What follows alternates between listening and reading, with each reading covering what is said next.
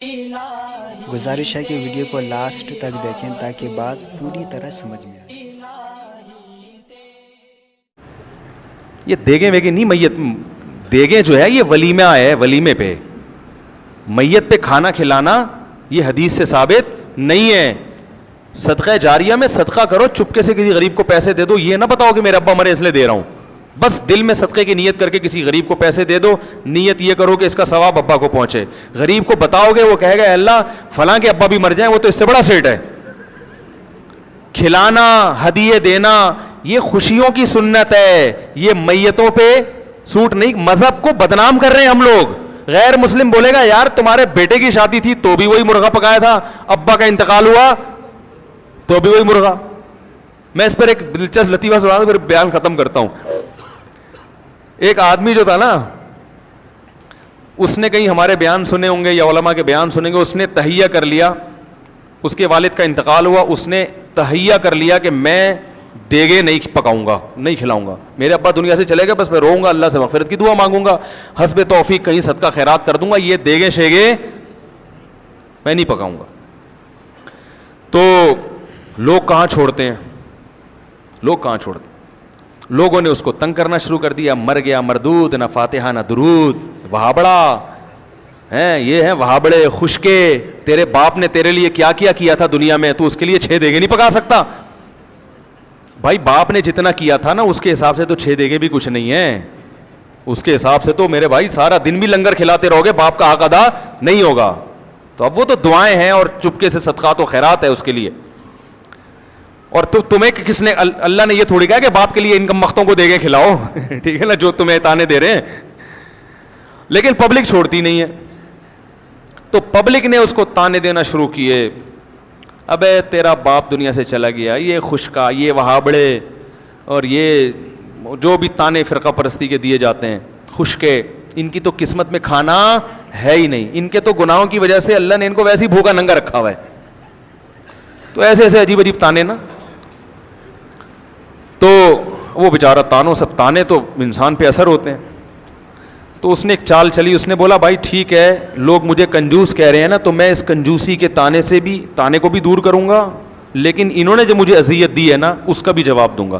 اس نے تیجے پہ بلا لیا سب کو، بولا آ جاؤ بھائی لنگر ہے۔ اب ہمارا تو اپنا اسٹائل ہے نا، پھر اس کا یہ والا اسٹائل نہیں تھا، اگر وہ مجھ سے پوچھ کے جاتا نا تو پھر اور زیادہ لوگوں کو ذلیل کر سکتا تھا وہ، میں اس کو بتاتا اس طرح کرو۔ لیکن خیر اس نے کیا کیا، اس نے پبلک کو بلا لیا، جو جو تانے دے رہے تھے بلا لیا سب کو، مرغے شرغے پکائے، بڑی لش پش قسم کی قورمہ بریانی پلیٹیں لوگوں کے سامنے رکھ دیں۔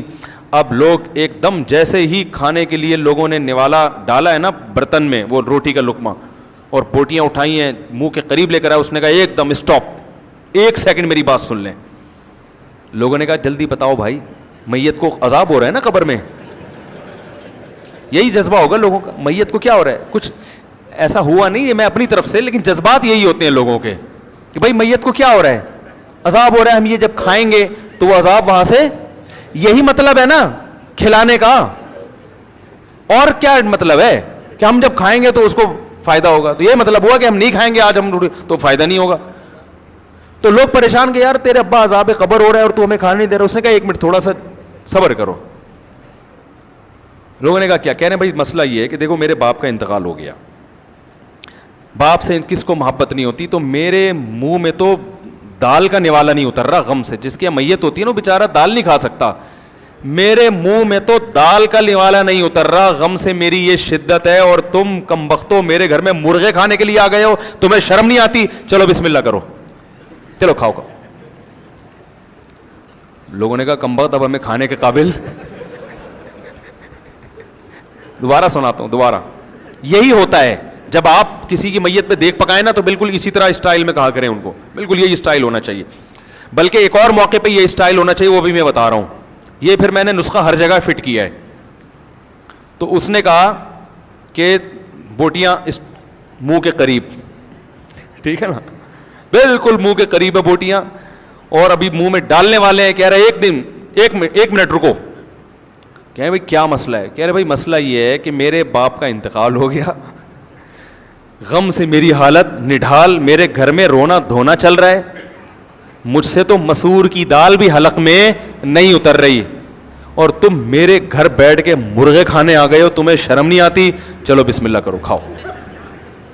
ہمارے حضرت یہ واقعہ بیان کر کے فرمایا کرتے تھے اس زمانے میں لوگوں میں تھوڑی سی غیرت تھی تو وہ رک گئے کہ یار کمبخت تو نے ہمیں کھانے کے قابل چھوڑا کا. فرمایا آج اگر کوئی ایسا کرے لوگ کہیں گے تو جو مرضی کہہ دے ہمیں, ہم کھائے بغیر